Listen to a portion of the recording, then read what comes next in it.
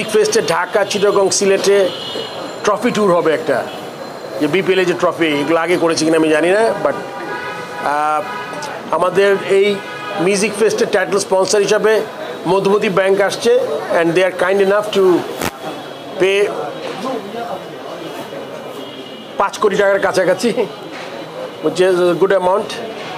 আর আমরা আলোচনা করেছি আন্ডার-19, আলোচনা না, ডিসিশন হয়েছে আন্ডার-19 যে এশিয়া কাপ যে টিমটা চ্যাম্পিয়ন হয়েছে ওদেরকে প্রত্যেক প্লেয়ার অফিসিয়াল যারা আছে পুরো ফুল স্কোয়াডকে পার পার্সন 3 লাখ টাকা করে আমরা প্রাইজ মানি অ্যানাউন্স করেছি।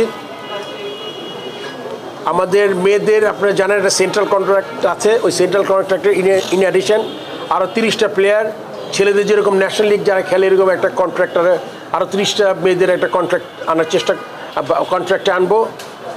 আর মেয়েদেরও উইনিং বোনাস চালু করেছি, এটা নতুন জিনিস। ছেলেদের মতো ছেলেরা আপনি জানেন যে টেস্ট র্যাঙ্কিংয়ের উপরে যেই ছেলেরা বোনাস পায় 1, 2, 3কে হারালে একটা অ্যামাউন্ট, 5, 4, 5, 6 র্যাঙ্কিং যারা তাদের হারালে একটা বোনাস, সেম মেয়েরা সেম মানে ওরকম করে বোনাস পাবে, বাট টাকার অ্যামাউন্টটা হয়তো বা একটু হেরফের হবে, বাট বোনাস পাবে আর কি। সো মেইনলি এগুলো নিয়ে আলোচনা করেছি।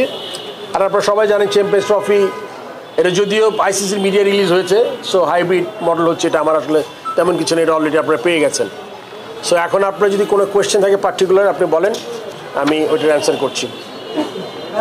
16 তারিখ যিনি প্রধান নির্বাচক তিনি একটা ইঙ্গিত দিয়েছিলেন তামিম ইকবাল ইস্যুতে তারা একটা সমাধান চান, যেহেতু তামিম এনসিএলও খেলেছেন, তামিম ইকবাল ইস্যুতে কোনো ডিসকাস হয়েছে।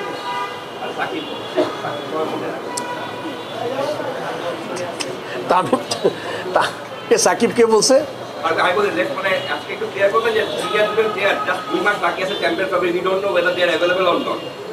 আসলে এই ব্যাপারটা আমাদের, আপনি জানেন যে সাকিবের ইস্যুটা it's a totally different issue, এটাতে আসলে নতুন করে কিছু না। আপনি জানেন লাস্ট যেই ওয়েস্ট ইন্ডিজে খেলেছি আমরা, ও যে মেন্টাল স্টেটই ছিল না খেলার মতো, যেতে পারে নাই।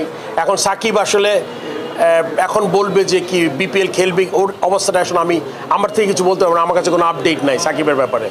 তামিমেরটা আসলে আপনার চিফ সিলেক্টর যেই কথা বলেছেন, এখনও কোনো পলিসি নাই, যদি কোনো প্লেয়ার রিটায়ার না করে থাকে আর যদি সিলেক্টররা মনে করে তাকে টিমে দরকার, তখন ওই সিলেকশন কমিটি আসলে ওই প্লেয়ারের সাথে পার্টিকুলার প্লেয়ারের সাথে আলাপ করা দরকার।